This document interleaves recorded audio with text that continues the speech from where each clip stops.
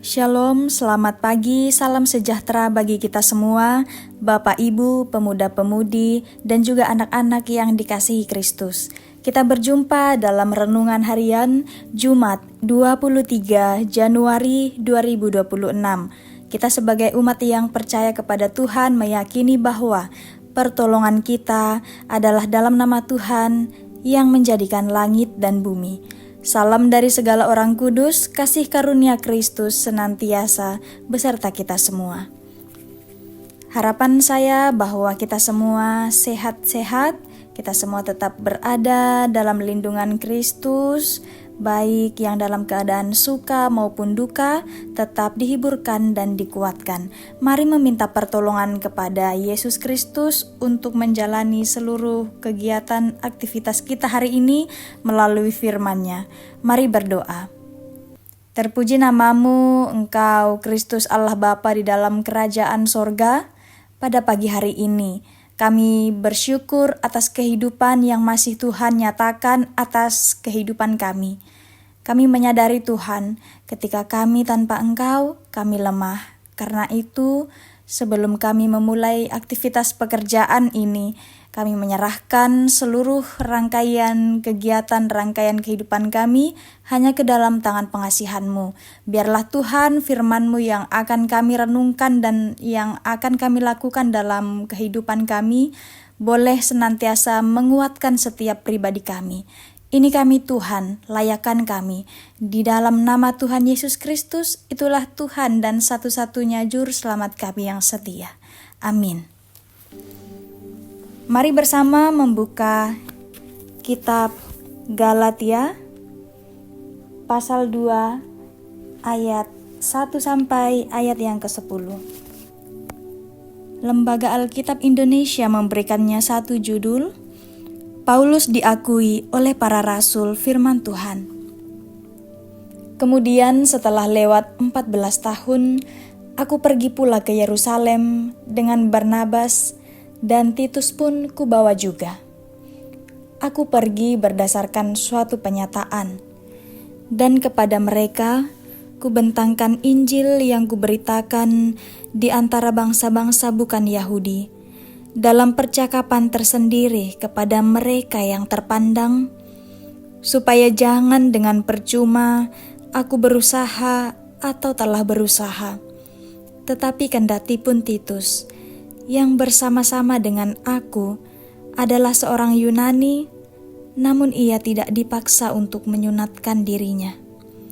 Memang ada desakan dari saudara-saudara palsu yang menyusup masuk, yaitu mereka yang menyelundup ke dalam untuk menghadang kebebasan kita yang kita miliki di dalam Kristus Yesus, supaya dengan jalan itu mereka dapat memperhambakan kita. Tetapi sesaat pun kami tidak mau mundur dan tunduk kepada mereka, agar kebenaran Injil dapat tinggal tetap pada kamu.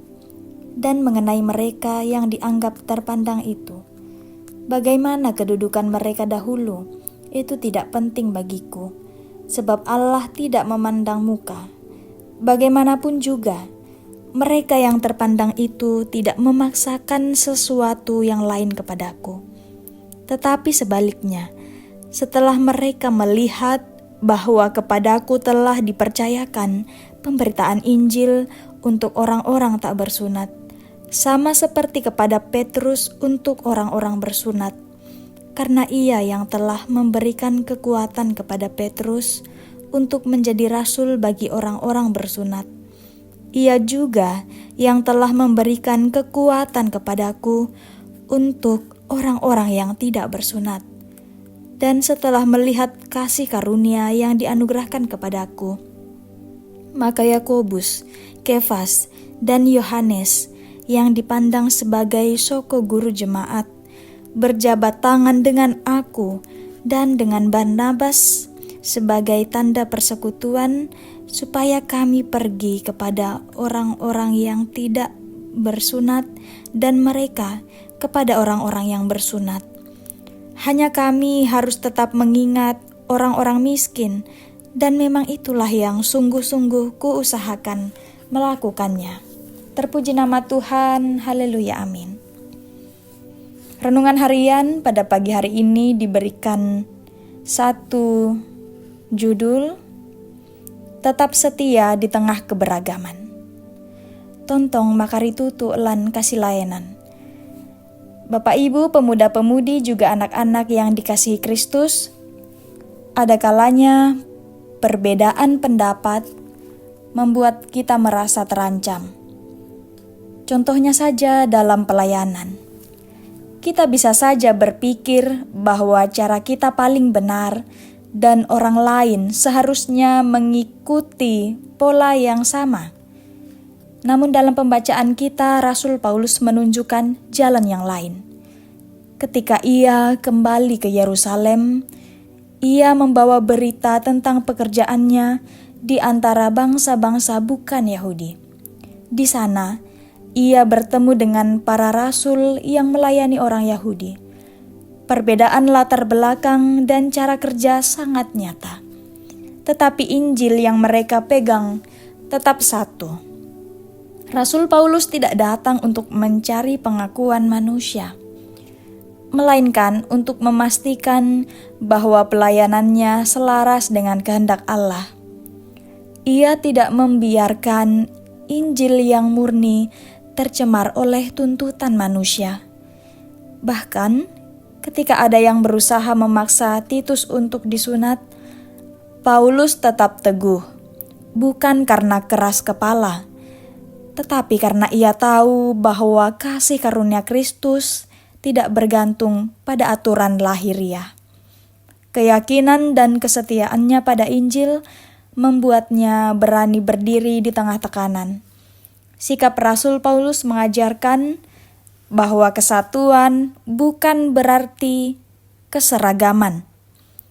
Kita bisa saja berbeda cara, gaya, bahkan dalam konteks pelayanan, namun tetap setia pada kebenaran yang sama. Bapak Ibu, pemuda-pemudi, juga anak-anak, Tuhan memanggil setiap orang dengan peran yang unik, tetapi dengan dasar iman yang satu, yakni kasih karunia Yesus Kristus. Dalam dunia yang penuh suara dan perbedaan pendapat, kesetiaan pada Injil menjadi kompas yang menjaga kita tetap pada arah yang benar. Jangan takut berbeda, selama hati kita berakar dalam Kristus, sebab yang Tuhan cari bukan keseragaman, melainkan kesetiaan yang lahir dari kasih kepadanya. Amin firman Tuhan. Senantiasa firman Tuhan menguatkan kita dalam menjalani seluruh kegiatan, pekerjaan, bahkan kehidupan kita keseharian ini. Mari mengucap syukur, dalam doa kita berdoa. Terpuji namamu Tuhan, terima kasih untuk firman-Mu yang tetap mengajarkan kami untuk setia di tengah-tengah keberagaman, di tengah-tengah perbedaan. Meskipun banyak tantangan, banyak suara yang berasal dari dalam dunia, namun Engkau meyakinkan kami bahwa hanya Engkaulah satu-satunya juru selamat kami. Senantiasa kehidupan kami terus tetap setia kepada janji-Mu, apapun yang Engkau perbuat, terjadilah sesuai kehendak-Mu. Kami menyerahkan seluruh kehidupan umat-Mu, Jemaat Amalan Rea, biarlah Tuhan terus menambahkan sukacita kami. Pun ketika kami dalam keadaan sukacita, Tuhan terus menguatkan kami. Juga ketika kami dalam keadaan duka cita, dalam kelemahan tubuh, Tuhan terus menopang setiap pribadi kami. Biarlah apapun Tuhan yang terjadi dalam kehidupan kami, itu adalah jalan Tuhan, jalan yang terbaik yang Kau berikan kepada kami. Seluruh kehidupan kami serahkan ke dalam tangan pengasihan-Mu. Biarlah satu hari yang Tuhan anugerahkan ini menjadi bermakna dan kami melakukan hal-hal yang sesuai dengan kehendak Tuhan. Ampuni kami Tuhan, ampuni dosa kesalahan kami. Di dalam nama anak-Mu Yesus Kristus, itulah Tuhan dan satu-satunya juru selamat kami yang tetap setia. Amin. Mari terima berkat Tuhan. Kiranya Tuhan yang akan memberkati kita dan melindungi kita, kiranya Tuhan yang akan senantiasa menghadapkan wajah-Nya saat ini, kekal untuk selama-lamanya. Amin firman Tuhan. Selamat pagi Bapak Ibu pemuda-pemudi, anak-anak, selamat melanjutkan aktivitas. Tuhan Yesus memberkati.